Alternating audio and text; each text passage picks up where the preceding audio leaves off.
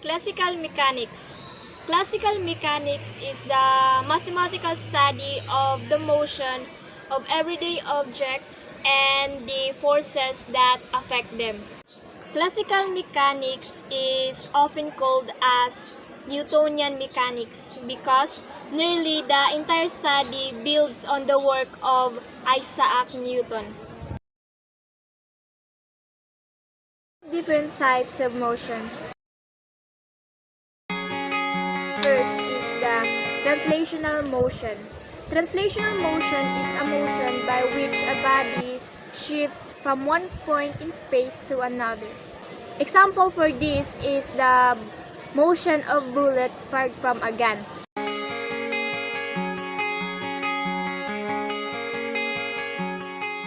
Next is rotational motion.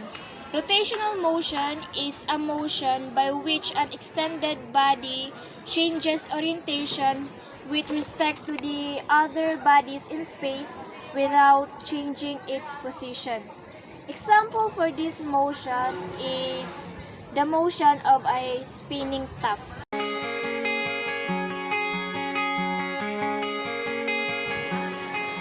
Oscillatory motion is a motion which continually repeats in time with a fixed period. Example for this motion is the motion of a pendulum.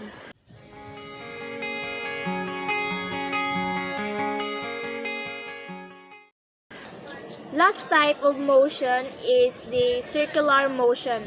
Circular motion is a motion by which a body executes a circular orbit about another fixed body. Example for this is the motion of the Earth about the Sun.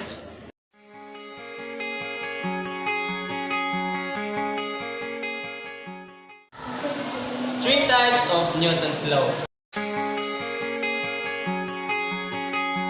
First is the so-called law of inertia, or what we call the first law of motion. It is stated that a body in rest will remain at rest, and a body in motion will remain in motion unless it is acted by an external force.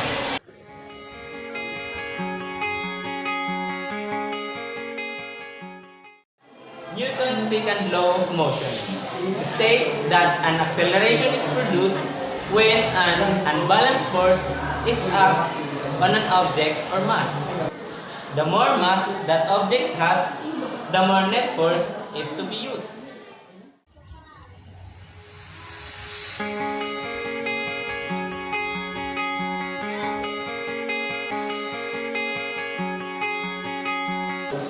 Third, Newton's law of motion. For every action, there is an equal and opposite reaction.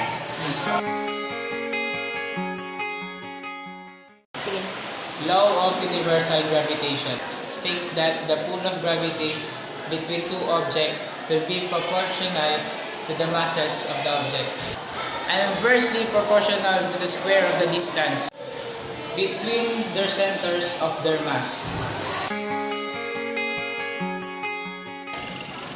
Law of conservation of energy.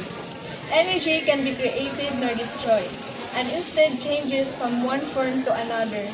In an energy conservation process, energy is transmitted from one or more forms to another forms, resulting in certain work, heat transfer, and energy loss. Law of conservation of momentum. In the absence of external forces such as friction, when objects collide, the total momentum before the collision is the same as the total momentum after the collision.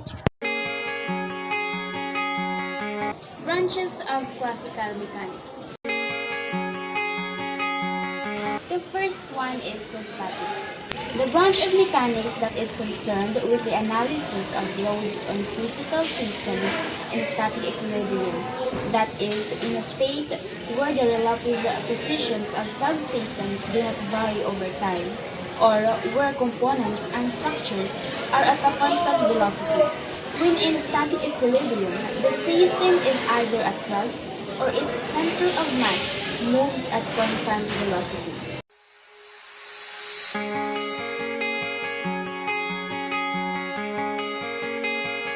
The second one is the dynamics. It is concerned with the relationship between motion of bodies and its causes.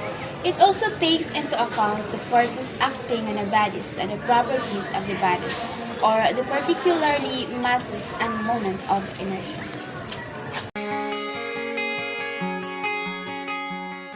Kinematics describes the motion of points, bodies, and systems of bodies without consideration of the causes of motion.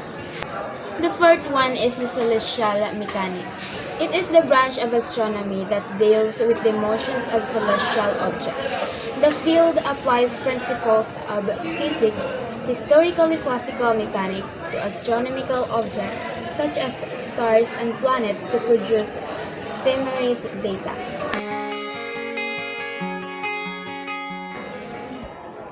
And the last one is the Hamiltonian mechanics.